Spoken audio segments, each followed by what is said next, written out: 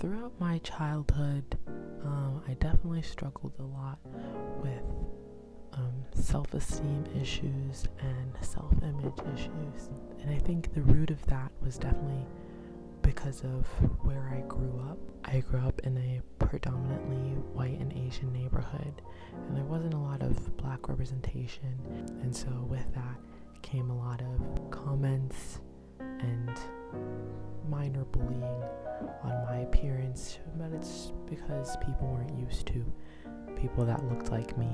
But as a child, having that constant feedback of being told you're not beautiful definitely affected how I viewed myself, and I really carried that with me for a lot of my life. And just recently, maybe like after quarantine, like maybe a year or two ago, like maybe closer to almost 3 years ago, I started really focusing on finding the beauty in myself and seeing how I am beautiful despite what I've been told constantly throughout my life in the past, and just trying to find ways that I'm beautiful, because as an artist, I see the beauty in literally everything. There's not anything where I'm like, oh, I don't find that beautiful, so it's like I feel like it's just as important, if not more important, for me to find that beauty within myself. And I would say that like over the past couple of weeks, I've been thinking a lot about attractiveness and like objective attractiveness, and like what is deemed like conventionally attractive, and what's not conventionally attractive. My eyebrows look like different shades, but it's just a lighting. But yeah, I've been thinking a lot about what is considered conventionally attractive and like where I fall on the scale. Once I finally figured out, like I had like no perception of myself. I have like almost zero idea of what I look like and where I fall on that scale. But I've been thinking about it a lot more objectively and not really scientifically, but like, you know what I mean, like based on objectives, like these characteristics, and I placed myself on a scale of like 1 to 10. I placed myself on like a 5 or 6, because objectively 5 is average, but I feel like I have unique enough features where it places me at a 6, which is just slightly above average, which is still great. 5 is great, 6 is great.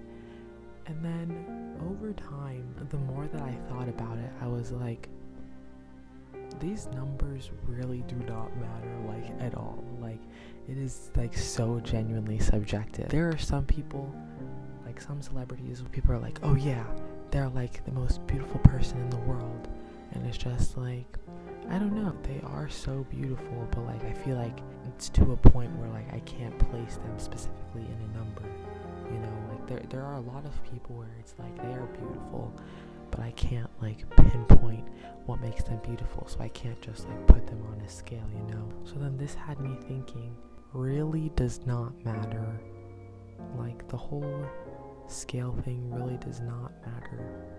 And honestly, at the end of the day, the way that you perceive yourself and how you believe to be is really the ultimate answer. If everybody around you tells you, yo, wow, you're the most like beautiful person in the world, like you should not feel insecure about the way you look, but you don't believe that, then it's like, okay, well, thank you, but I think you're lying. So then you end up believing what you think about yourself. So even though it can be hard, and especially since everywhere I've been and everywhere I go, I still kind of have the same like diversity issue.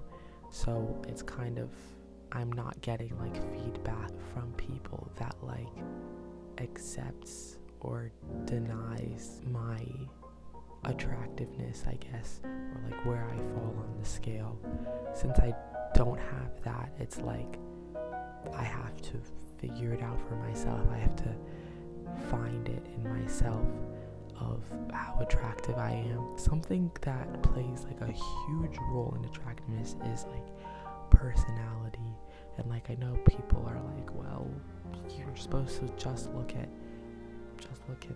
like looks only. Well, like if someone is considered like a 10 out of 10, but they are like so mean or so disrespectful to people, to me they like genuinely become unattractive. Like personality literally makes or breaks everything. And in terms of like physical appearance, I feel like there are so many things that can contribute to someone's attractiveness, like based on like your head and like your face alone.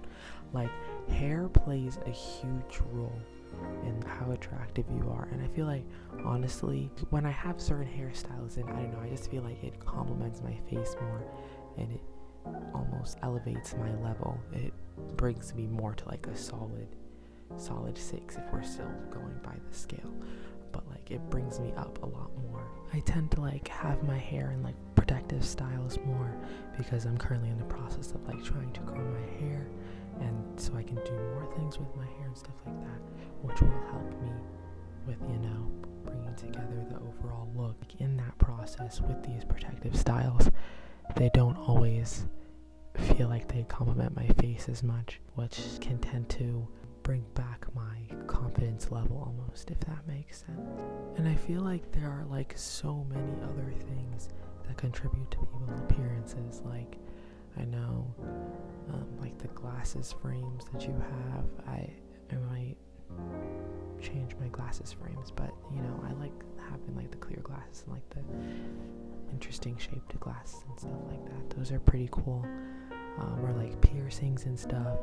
I can't get any more piercings for medical reasons, so I can't have any in my ears, I can't get a nose ring, anything like that. Teeth are a big thing, like your smile, how genuine your smile is. I don't know, there's just like so many different things that like can elevate someone's like physical appearance alone, which is like part of the reason why its beauty is so subjective, and like the scale doesn't make any sense, it doesn't hold any weight, because one small thing can make or break someone's appearance, you know. And now that I have like a general perception of what I look like, and like realizing and acknowledging the fact that being average looking is not bad in any way, shape, or form.